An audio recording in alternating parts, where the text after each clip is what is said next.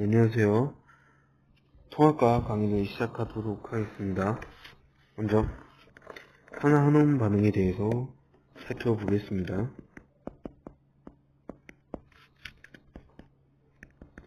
먼저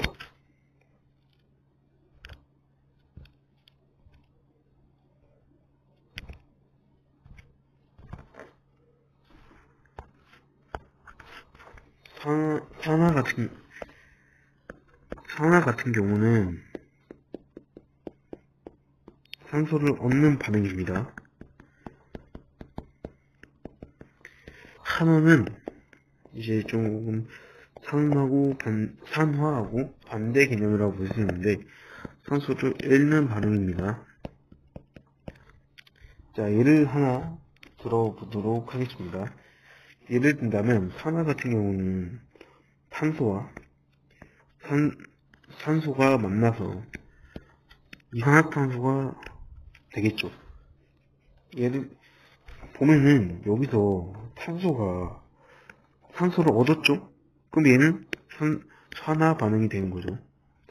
그래서 산화 반응이 됩니다.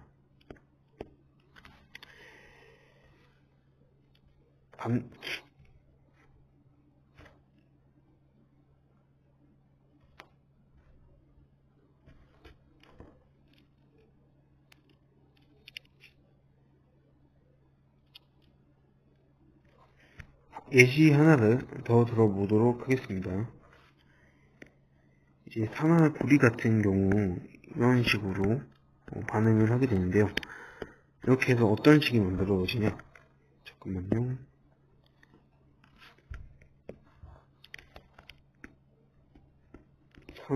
산화 구리와 탄소가 만나서 구리와 이산화탄소로 이제 만날 수가 있는데요. 얘 같은 경우 이 산소 구리가 그냥 구리로 바뀌었죠. 얘 같은 경우 산소를 잃었으니까 환원된다고 볼 수 있겠죠. 산소 같은 경우도 마찬가지로 얘는 산소를 얻었습니다. 그래서 얘는 산화 반응이라고 할 수 있습니다. 그래서 이걸 통해서 저희가 알 수 있는 게 뭐냐? 산화와 환원은 동시에 일어납니다.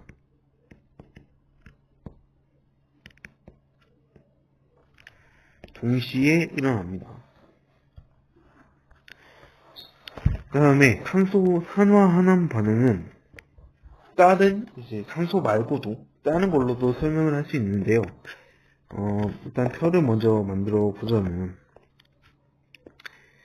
얘는 이제 산소 같은 경우 얘는 얻는다고 했죠. 산화 같은 경우는 얻는다고 했습니다. 반대로 환원은 잃는 거죠. 있습니다. 그런데 이제 만약에 전자로 설명을 한다면 산화 같은 경우는 얘는 잃는 반응입니다. 반대라고 생각하시면 돼요. 환원 반응은 얻는 겁니다. 마찬가지로 수소 이온도 마찬가지로 산화 반응은 잃습니다. 환원은 이제 얻습니다. 얘도. 그렇기 때문에 이런 식으로 설명이 가능합니다. 이제 그 다음에 이런 산화환원 반응을 통해 예시를 좀 한번 알아보도록 하겠습니다. 일단 첫 번째로 철의 재전 같은 경우가 있을 수 있는데요. 예를 들자면 철의 재전이 있겠죠.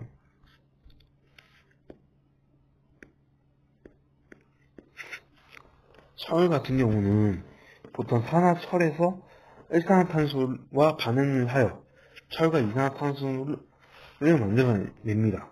그래서 산화철이 여러 개로 나타날 수가 있는데 FE2, 이런 거와 또 일산화탄소 CO5가 반응을 해서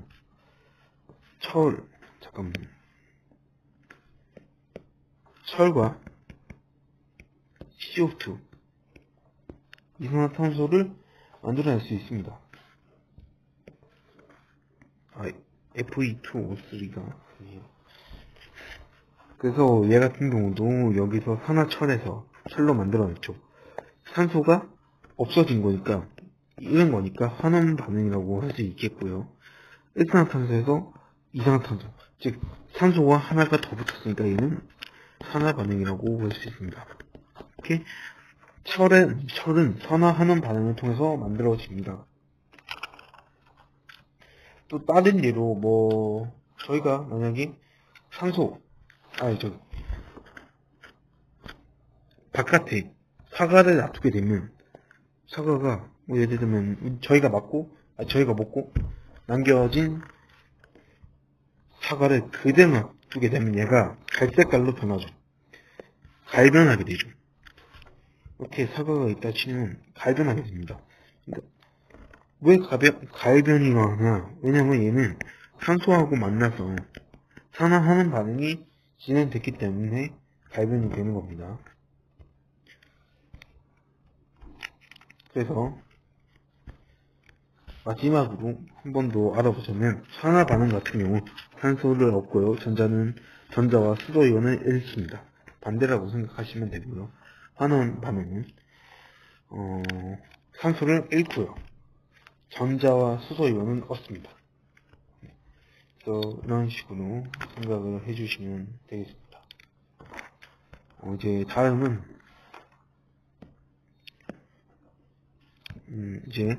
다음 개념에 대해서 알아볼 건데요.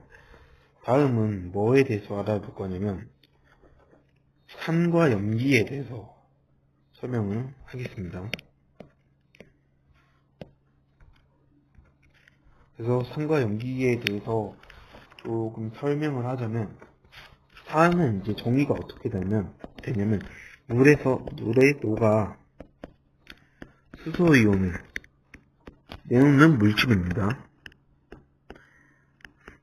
염기는 물에 녹아 수산화이온을 내놓는 물질입니다. 그래서 산은 수소이온을 내놓고요. 염기는 수산화이온을 내놓습니다.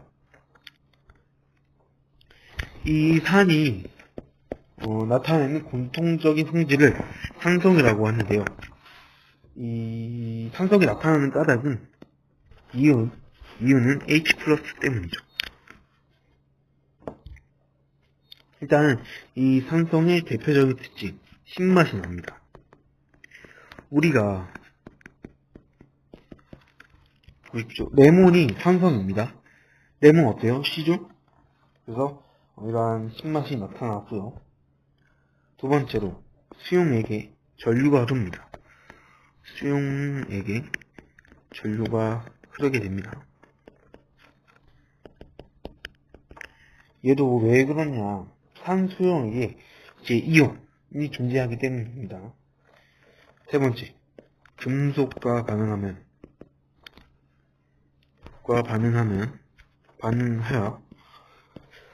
하면은 수소 기체를 발생시킵니다. 뭐 예를 들면 마그네슘 같은 경우 금속이라고 볼 수 있는데요. 금속과 이 염화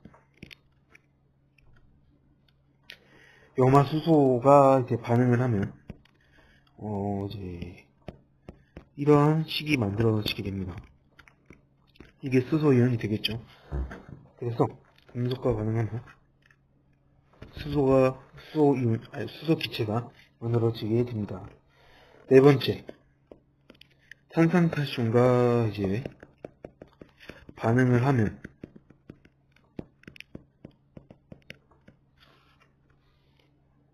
이산화탄소 기체가 발생합니다.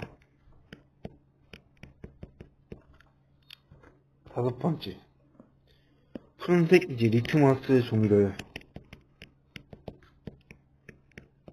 빨간색 붉게 변화시킵니다. 붉어지게 됩니다. 여섯 번째, 페노프탈레인 용액을 떨어뜨려도 색이 변하지 않습니다. 그래서 이러한 특징이 바로 산성이라고 할 수 있겠고요. 그 다음에 염기성에 대해 알아볼 건데요. 염기성도 마찬가지로 이제 염기가 이제 나타내는 공통적인 성질을 염기성이라고 합니다. 얘도 마찬가지로 수소나 이온 때문에 발생하게 됩니다. 얘 같은 경우는 쓴맛이 납니다. 첫 번째, 쓴맛이 나게 됩니다. 두 번째, 얘도 수용액에서 아까 산성은 전류가 흐른다고 했죠.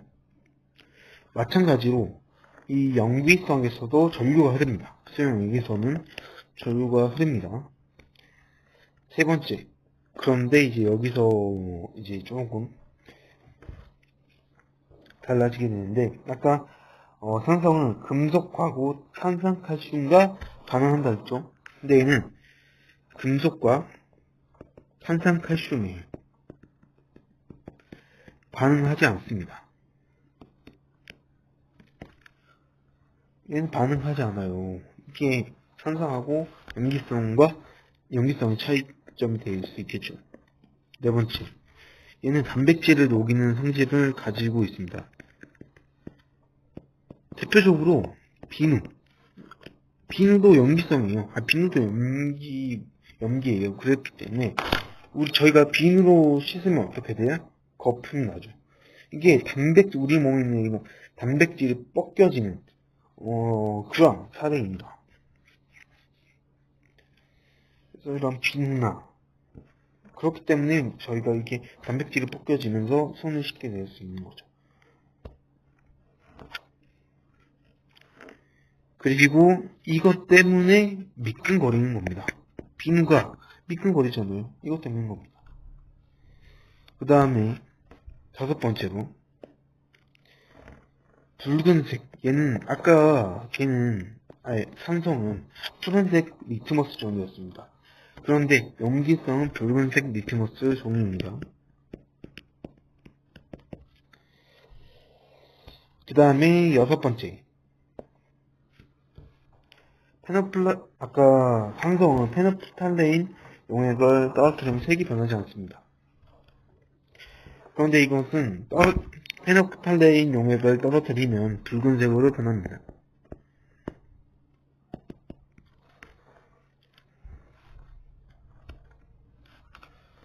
그래서 여기까지 산성과 염기성에 대해서 이런 특징들을 알아봤는데요.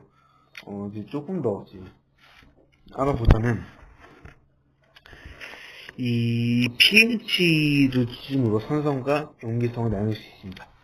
이제 흔히들 pH 7이라고 하면 얘는 중성이 되고요. pH 1이 만약에 7보다 만약에 낮다. 1, 2, 3, 4, 5, 6, 7 이렇게 pH의 값이 7보다 낮다. 그러면 얘는 산성이 됩니다. 근데 만약에 pH의 값이 7보다 높다. 그러면 얘는 염기성이 됩니다. 염기성. 그래서 이 산성의 대표적인 예시가 아까 말했듯 레몬 또는 리에그라던가 탄산음료 등이 있고요. 이 염기성의 대표적인 예시 비누, 그 다음에 세정제, 하수구 세정제라던가 또는 락스가 염기성이 셉니다. 그렇기 때문에 먹으면 안 된다고 하죠. 네. 그래서 이렇게 산과 염기성에 대해서 조금 알 수 있고요. 또 만약에 그 다음에 중화 반응에 대해서 알아볼 건데요. 얘는 쉽게 말해서 만약에 이런 거죠. 약간 과학에서는 가운데로 관련된 성질이 좀 있어가지고 만약에 산성과 염기성이 만나면 이 가운데 지점에 가려고 하는 성질이 남아있는 거죠. 물론 당연히 산성의 개수와 염기성의 개수, 이러한 개수의 비율에 따라서 산성이 될지 염기성이 될지 아니면 중성이 될지가 결정이 될 수 있습니다. 만약에 얘네 둘이가 1대1로 만난다면 당연히 중성이 되겠고요. 얘네가 이제 산성 같은 경우가 만약에 뭐 2대1로 만난다. 산성의 비율이 좀 더 많다. 그럼 얘는 산성이 될 수 있겠죠. 그 다음에 만약 뭐 1대2로 만난다. 같은 경우 얘는 염기성이 될 수 있겠죠.